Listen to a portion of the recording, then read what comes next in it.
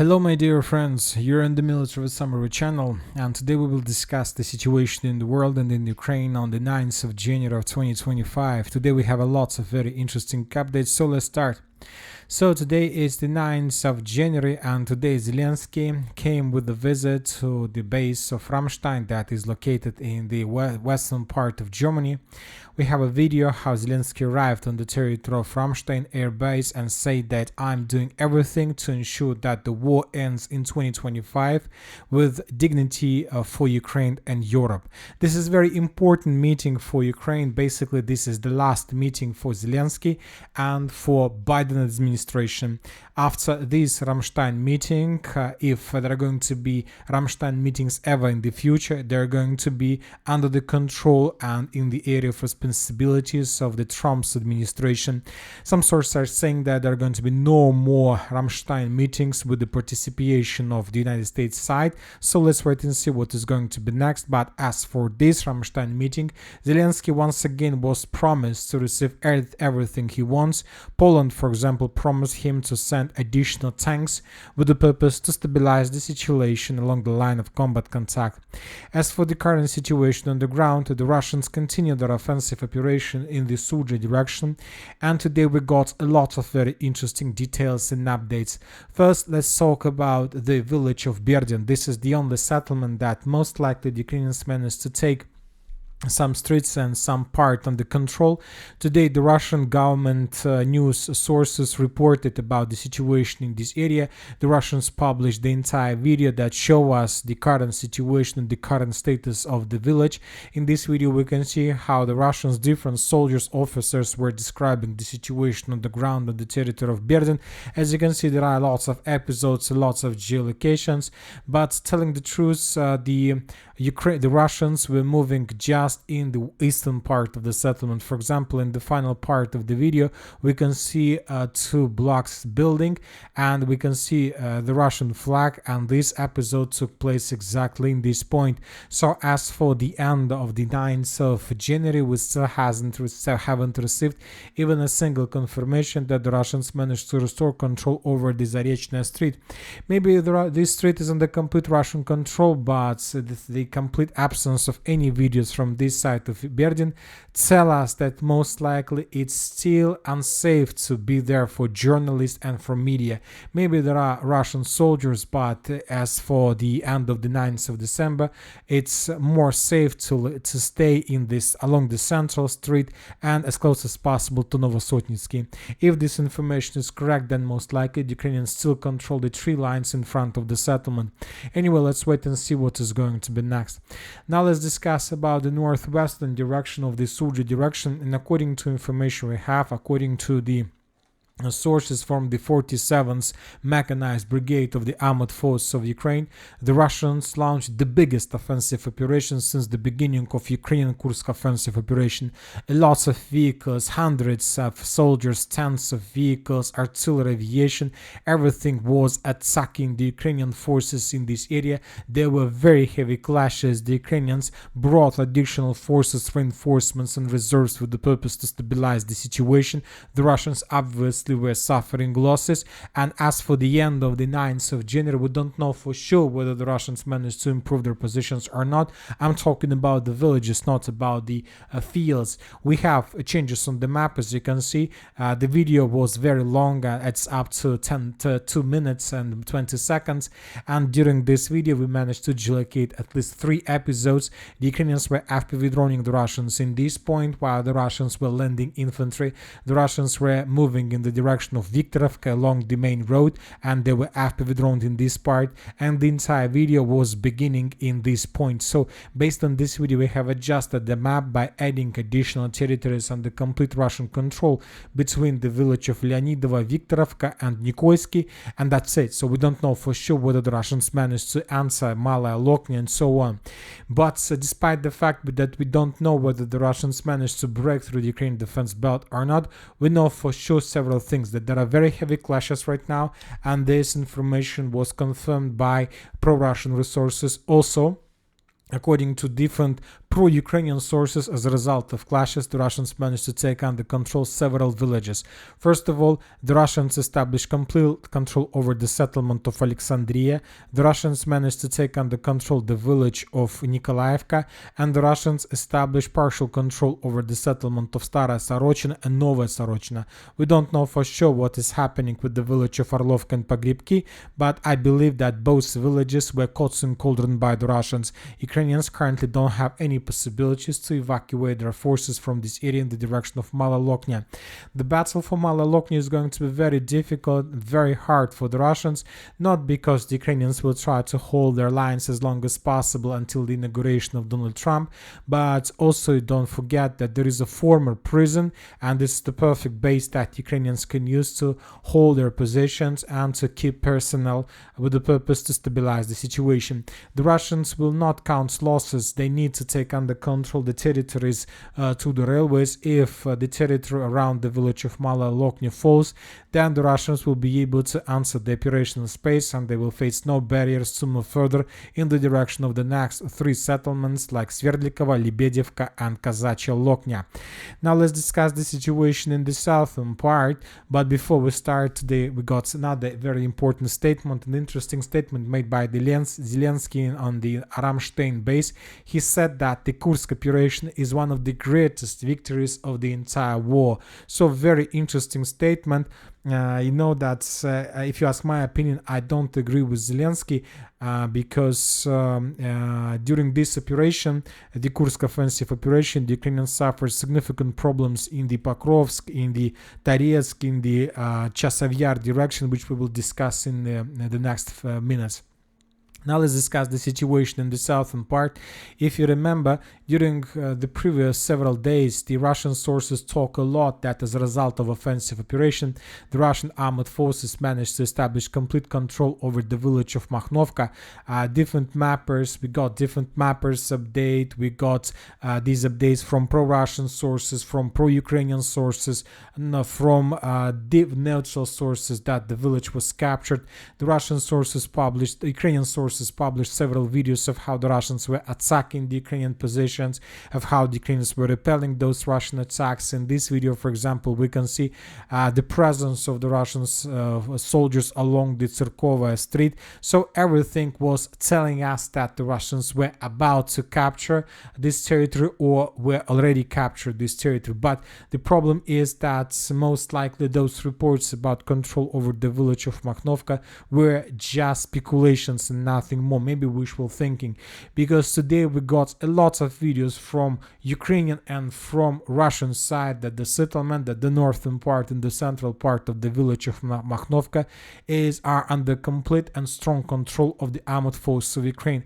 Let's discuss videos that were published by the Russians. In this video we can see how the Russians were carrying out reconnaissance operation over the central part of Makhnovka. In this video we can see the Ukrainians that were clearing the road by removing barriers from the road with the purpose probably to allow the Ukrainian units to counterattack further in the southern direction.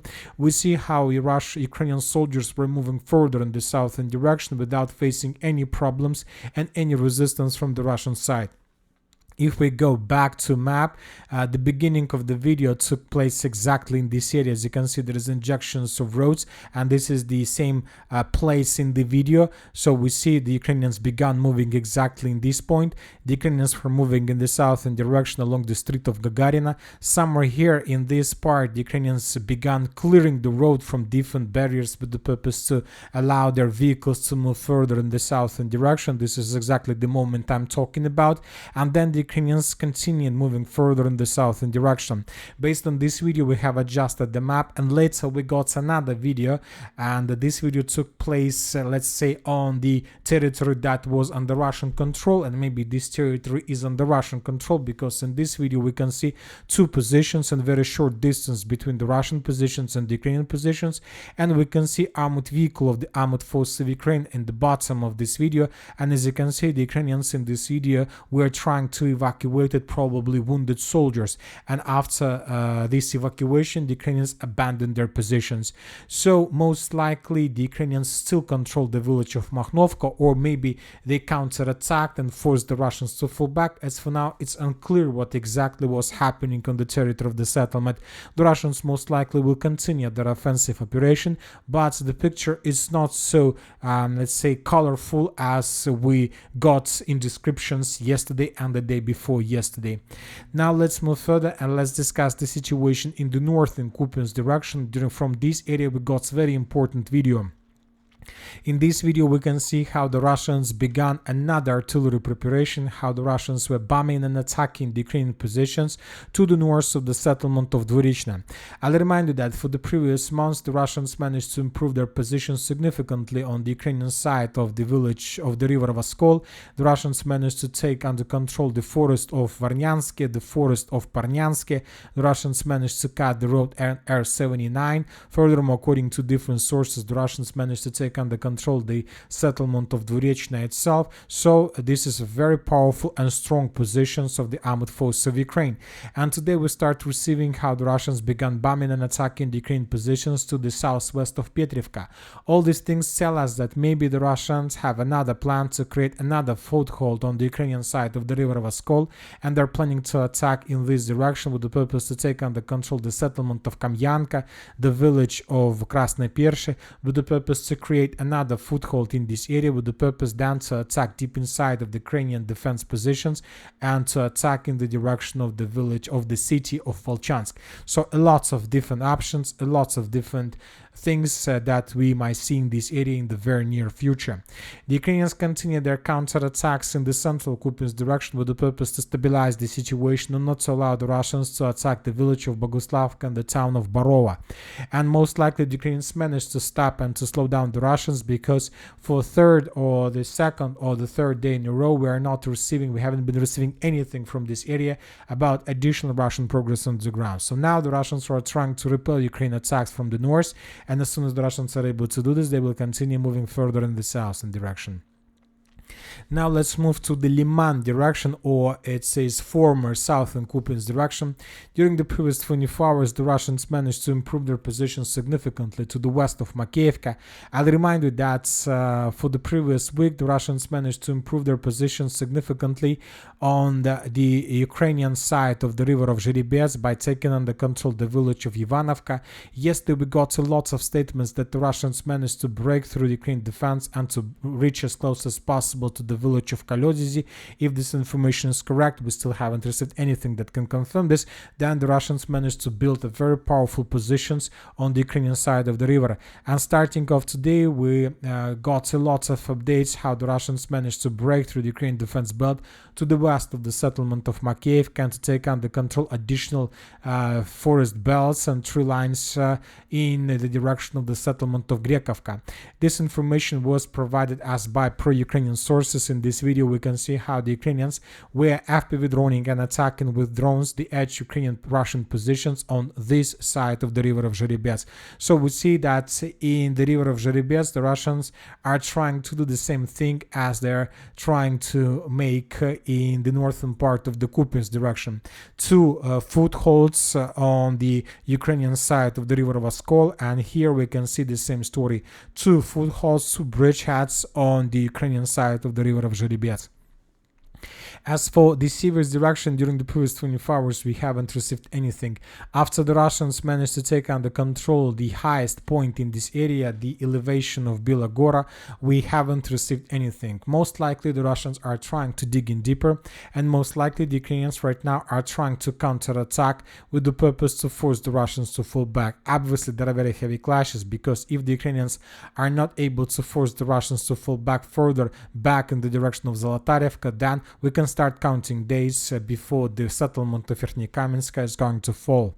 Now let's talk about the city of Chasiv Yar. Today we start receiving a lot of very interesting updates from this territory, and the most important that most likely the Russians managed to create two cauldrons for the armed forces of Ukraine. One of the cauldrons is taking place on the territory of the Chasiv Yar citadel and on the territory of the citadel, and another Cauldron was created by the Russians on the territory of this forest and the micro district by the name of Novi. At least this information was provided us by different pro-Russian resources. Today the Russians are saying that as a result of offensive operation, they managed to break through the Ukrainian defense belt and to take the micro district of Novi and the forest under complete, and to caught the Ukrainians there in Cauldron without any possibilities for evacuation. The Russians also sent ultimatum for the Ukrainians in this area, demanding and suggesting them to surrender. As for now, as for the end of the 9th of January, we don't know for sure whether the Ukrainians accept the ultimatum or not, but I believe that they are not going to do this. Furthermore, according to information we have, if you remember, during the previous weeks, the Russians were significantly advancing in the northern part of the city of Chasiv, and as a result of those attacks, they managed to secure the micro-district of Pivnishny and the micro-district of Desyate, and by these attacks, the Russians also managed to take under control the railway stations, the railways, and to cut the industrial zone from supply and support from the north and the northwest. Summarizing everything, at least as for the end of the 9th of January, if this information is correct, the Russians managed to create 2 cauldrons on the territory of the city of Chasiv. If once again this information is correct, most likely up to 2 or 3,000 of the Ukrainians were caught on cauldron in these 2 positions. Obviously, the Ukrainians once again will not accept the ultimatum, and most likely the next several days the Ukrainians will send lots of soldiers with the purpose to break through the encirclement and to release Ukrainian units from the encirclement and then to fall back from these territories. And the next several days are the vital and decisive for the Russians, for both the Russians and the Ukrainians. If the Russians are able to repel every single upcoming attack, then this is going to be another media disaster for the armed forces of Ukraine. And with the losses of these huge groups of forces, the Russians, after they clean this territory, they may continue offensive operation further in the western direction, and due to the lack of personnel and servicemen, the Russians may achieve significant results and even to enter the city of Konstantinovka from the north and from the northeast. The situation here is very complicated, and now the Ukrainians need to start to think how to stabilize the area when the Russians begin offensive. As for the evening of the 9th of January, we know for sure that the Russians most likely began offensive operation and began attempts to clean the northern cauldron on the territory of high-rise building area and industrial complex. So the first offensive has begun. We have a lot of artillery strikes. We have the Russians were bombing this territory with stealth and tower systems. We have a lot of videos of how the Russians were FPV droning the Ukrainians in this area with a significant number of drones. So the battle for the first cauldron has begun. The battle for the second one most likely will start tomorrow or the day after, and then the Russians will be able to move further. Now let's talk about the city of Toretsk. During the previous 24 hours, we haven't received anything special from this area, and this is very important proof that most likely the city was captured by the Russians completely. During the previous 24 hours, we got a lot of geolocations of how the Russians were FPV droning the Ukrainians further in the northern direction from the city of Toretsk, which also means that the main focus, the main clashes are moving further and further to the west, and there are no more activities on the territory of the city of Toretsk. Most likely there are still some pockets of resistance and some abandoned Ukrainian soldiers on the territory of the city that try to find every single night another way how to run away and escape the city of Toretsk and to go to the nearest Ukrainian positions. The Russians continue cleaning operation. As for the city of Pokrovsk, during the previous 24 hours we have some changes on map. According to pro-Ukrainian sources, they confirmed that the Russians indeed managed to break through the Ukrainian defense belt in the vicinity of Vozdvizhenka and to cut the road N32 physically, and currently the pro-Ukrainian sources show significant territories as a gray zone, a contested area. So this is another flower, and this is the flower of Vozdvizhenka, and most likely during the next several days the flower is going to bloom and the Russians will take more and more territories under complete control, which will force the Ukrainians sooner or later to bring and to send to introduce additional forces in this area with the purpose to stabilize the situation. If the Ukrainians will not do this, then there are very high chances that Ukrainians in the area along in the vicinity of the settlement of Zarya would be caught in cauldron by the Russians. As for the Pokrov's direction, during the previous 24 hours, we got just small adjustments on the map between Vovka and Salone. According to pro-Ukrainian sources, these three lines were captured by the Russians. As you can see, the Russians are trying to improve their positions along the railways between Udachne and Kotline. As soon as the Russians are able to create a very long line of positions and to concentrate forces along this territory, they will begin offensive operation in the direction of Udachne, in the direction of Kotline itself, and this is going to be another significant media victory for the Russians and media loss for the Ukrainians. As for the Dnipro direction, today the Russians, according to information we have, managed to secure the village of Ukrainka completely, and the first Russian assault groups entered the settlement of Yasenevo. This information we got in the morning of the 9th of January, so most likely by the beginning of the 10th of January, these territories might be secured by the Russians. The Russians have already established complete fiber optic FPV drone control over the settlements behind the settlement of Yasenevo. They're flying above this territory, hunting the Ukrainian units and vehicles, trying to destroy everything they discover, and so which means that Ukrainians lost possibilities to bring forces and reinforcements in the direction of this area. As for the Kurakhova direction, the Russians managed to improve their positions between the village of Slavyanka and the village of Petropavlovka, and the most important updates are coming from the Kurakhova direction. After a very long operational pause that started on the 31st of December, the Russians resumed their attempts to move further in the western direction. And the first thing the Russians did in this area, they destroyed the only bridge between the settlement of Constantinople and the settlement of Ulakli. In this video, we see how the Russians, most likely with the use of missiles or FABs, destroyed the bridge between two settlements, and currently the Ukrainians that are currently located on the territory of Ulakli and Dachny are cut from the mainland and have lost any possibilities for evacuation. Once again, this bridge was destroyed, and the Russians were trying to destroy this bridge several times before, but most likely the Ukrainians were building some pontoon bridges, but now this bridge was destroyed for 100%, and now the Russians launched offensive operation in the direction of Dachny. During the previous 24 hours, we got lots of videos and proofs of how the Russians were bombing and attacking the Ukrainian positions on the eastern outskirts of the settlement, which means that the Russians were preparing the foothold before further advancing. This is another video how the Russians were bombing the group of Ukrainian infantry that was trying to hide themselves on the territory of the building. The Ukrainians were trying to evacuate vehicles from the settlement of Yantarne because they knew and they realized that the Russians are about to attack in this area as well, and the units and the vehicles along this road were also destroyed. So now the Ukrainians are trying to evacuate, but the problem is that the main road was destroyed. Now let's discuss the situation around the settlement of Velika Novoselovka. As for this direction, everything fits the Russian needs. The Ukrainians, according to information we have during the previous several days, tried to counterattack and to unblock the Ukrainians on the territory of Velika Novoselovka, but the Russians are saying that those attempts were repelled. The Ukrainians suffered significant losses and were forced to fall back.